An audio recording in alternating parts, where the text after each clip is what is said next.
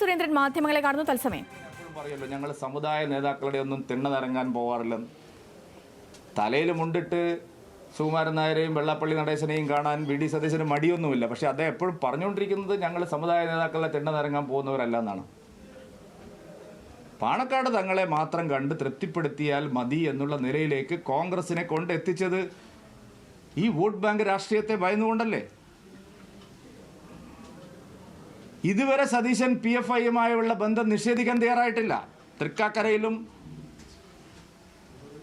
പുതുപ്പള്ളിയിലും PFI vote വേണ്ട, തൃക്കാക്കരയിലും പുതുപ്പള്ളിയിലും SDPയുടെ vote വേണ്ട എന്ന് പറഞ്ഞ വലിയ ആർജവം കാണിക്കുന്നുവെന്ന് വീമ്പിളക്കിയ വി ഡി സതീശൻ എന്തുകൊണ്ടാണ് പാലക്കാട് SDPയുടെ വോട്ട് വേണ്ട എന്ന് പറയാത്തത്? SDPക്കാർ ഞങ്ങളവിടെ പ്രചാരണത്തിന് ഇറങ്ങണ്ട എന്താണ് പറയാത്തത്?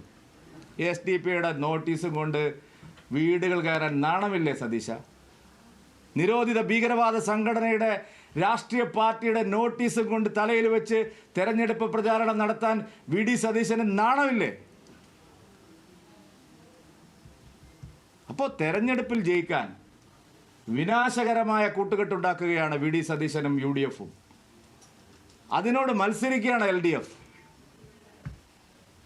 PDPയുടെ പിന്തുണ പരസ്യമായി തേടിക്കൊണ്ടാണ് LDF മത്സരിക്കുന്നത്.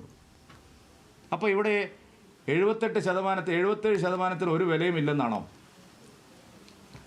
ഞാൻ ചോദിക്കട്ടെ, ഇന്നലെ പല സമുദായ സംഘടനകളും പറഞ്ഞു മുനമ്പത്ത് ഞങ്ങളുടെ ആധിപത്യം സർക്കാർ പ്രഖ്യാപിക്കണം, ഒരിക്കൽ കൂടി മുനമ്പം വഖഫ് ഭൂമിയാണെന്ന് പ്രഖ്യാപിക്കണം എന്നാണ് പറഞ്ഞിരിക്കുന്നത് മുസ്ലിം സമുദായ സംഘടനകൾ. ഇതൊരു ഭീഷണിയല്ലേ? അപ്പോൾ കേരളത്തിൽ 10-18% വരുന്ന ക്രൈസ്തവ സമൂഹത്തിൻ്റെ ആശങ്ക എന്തുകൊണ്ട് LDFും UDFും പങ്കുവയ്ക്കുന്നില്ല? അവർ വോട്ട് ബാങ്ക് അല്ലേ? അവർ രണ്ടാം കിട പൗരന്മാരാണോ? ഈ തെരഞ്ഞെടുപ്പ് മൂർത്തമായ ചില ചോദ്യങ്ങളാണ് ഉയർത്തുന്നത്. UDFും LDFും പരീക്ഷിക്കുന്ന വർഗീയ രാഷ്ട്രീയത്തിന് തിരിച്ചടി ഏൽക്കാൻ പോകുന്ന തെരഞ്ഞെടുപ്പാണിത്. ഒരു ജനതയുടെ ആത്മാഭിമാനത്തെ ചോദ്യം ചെയ്യുന്ന രീതിയിലാണ് UDFും LDFും പ്രചാരണം നടത്തുന്നത്.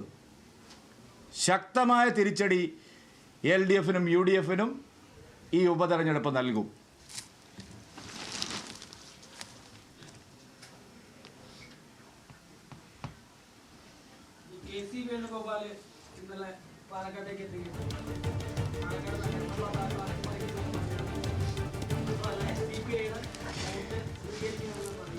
അതെ, SDPയുടെ വോട്ട് സ്വീകരിക്കുമെന്ന് പറഞ്ഞല്ലോ. ഞാനത് തന്നെയല്ല, ആദ്യ ദിവസം മുതൽ ഈ തെരഞ്ഞെടുപ്പിൽ ഞങ്ങൾ ഉന്നയിക്കുന്ന ചോദ്യം അതാണ്. SDPI ആരുടെ പാർട്ടിയാണ്? ശരി, സുരേന്ദ്രൻ പാലക്കാട് മാധ്യമങ്ങളെ കാണുകയായിരുന്നു. കോൺഗ്രസിൽ ചേരുന്ന സാധാരണ പ്രവർത്തകനും പാണക്കാട് തങ്ങളെ കണ്ട് അനുഗ്രഹം വാങ്ങേണ്ട അവസ്ഥയാണ്. ഇടത് വലത് മുന്നണികൾ പാലക്കാട് ഉയർത്തുന്ന രാഷ്ട്രീയം അത് കേരളം മുഴുവൻ ചർച്ച ചെയ്യണം. തങ്ങൾ മാത്രമാണോ മതമേലധ്യക്ഷൻ? എന്തുകൊണ്ടാണ് ക്രിസ്ത്യൻ സഭയിലെയോ ഹിന്ദു സംഘടനാ നേതാക്കളെയോ കാണാത്തത്? തങ്ങൾ ഒഴികെയുള്ള ആരും ആധ്യാത്മിക ആചാര്യന്മാരല്ല, അവരാരും അനുഗ്രഹം വാങ്ങാൻ കൊള്ളാത്തവരാണോ എന്നൊക്കെ തുടങ്ങി പലവിധമായ ആരോപണങ്ങൾ ഉന്നയിക്കുകയാണ് സുരേന്ദ്രൻ. ഇന്ന് പാലക്കാട് പ്രചാരണം അവസാന ദിവസം എത്തുമ്പോഴും ഇടത് വലത് മുന്നണികളെ കടന്നാക്രമിക്കുന്ന സമീപനം സ്വീകരിക്കുന്നു BJP സംസ്ഥാന അധ്യക്ഷൻ സുരേന്ദ്രൻ.